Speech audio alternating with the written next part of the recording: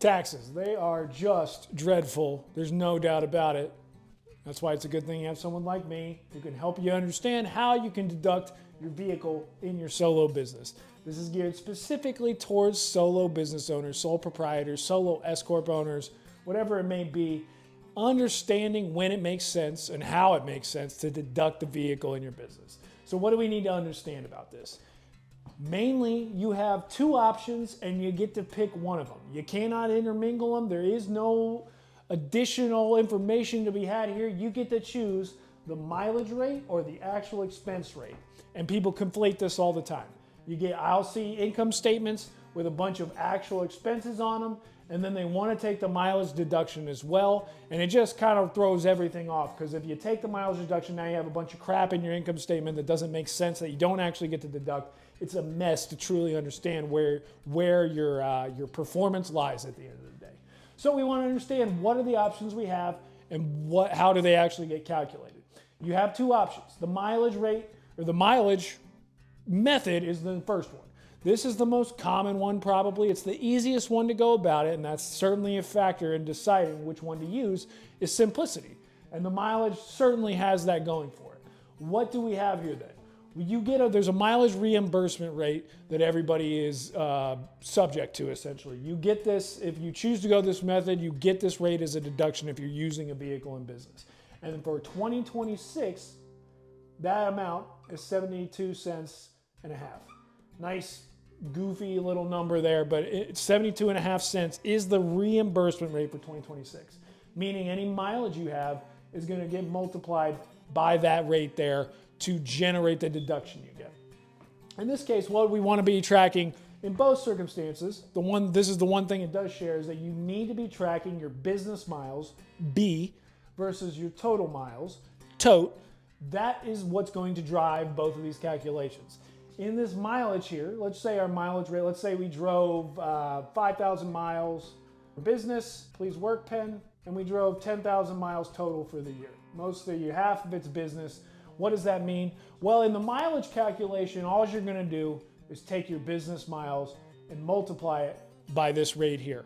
That is going to be the deduction you get. So let's say that 5,000 miles times 0.275, it's around, let's say, 3,500. So you're going to get to deduct $3,500 on your taxes.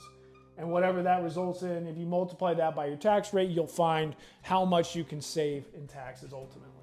Now, how does the actual expense work?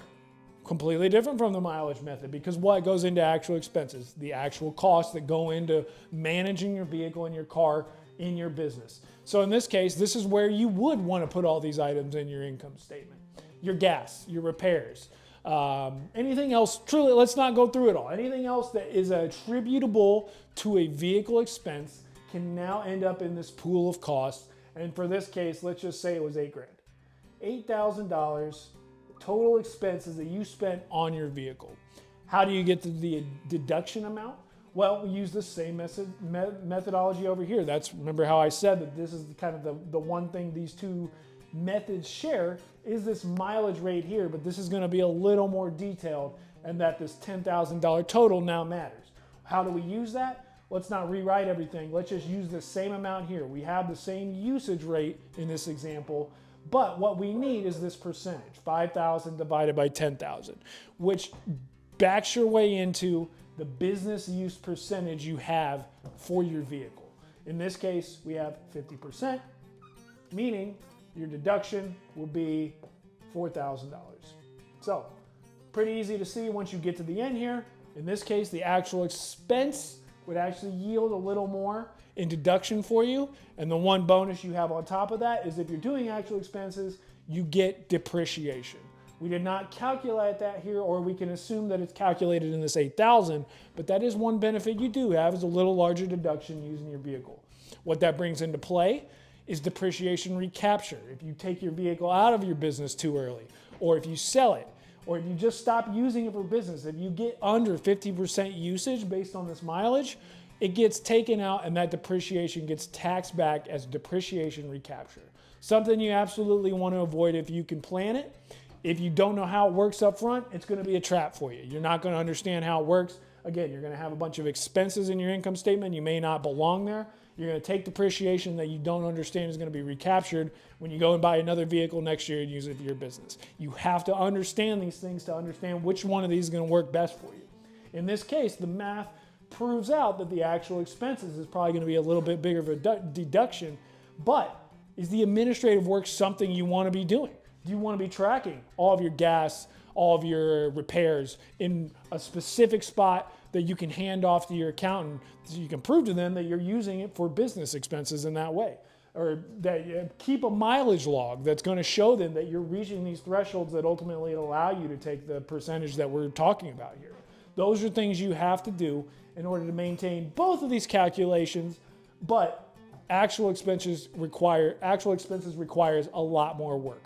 Again, just another factor to consider more than which one is higher in the deduction amount, because this is ultimately your responsibility as a taxpayer. You can ask your CPA, your tax preparer to help you with it, but you're going to need to be tracking that. You're going to have to give that to them so that they can see that you've met these thresholds and ultimately can put that deduction on your tax return. So again, important information here. Everybody wants to deduct a vehicle on their business. Maximizing it, actual expenses is usually going to be the route if you use your vehicle enough, but the mileage rate is so much easier and much more applicable to most people using their vehicle in their solo business. So have some grasp of this so you can make the right decision, make the most beneficial decision for you overall, and how you want to deploy your vehicle as a tax asset in your business.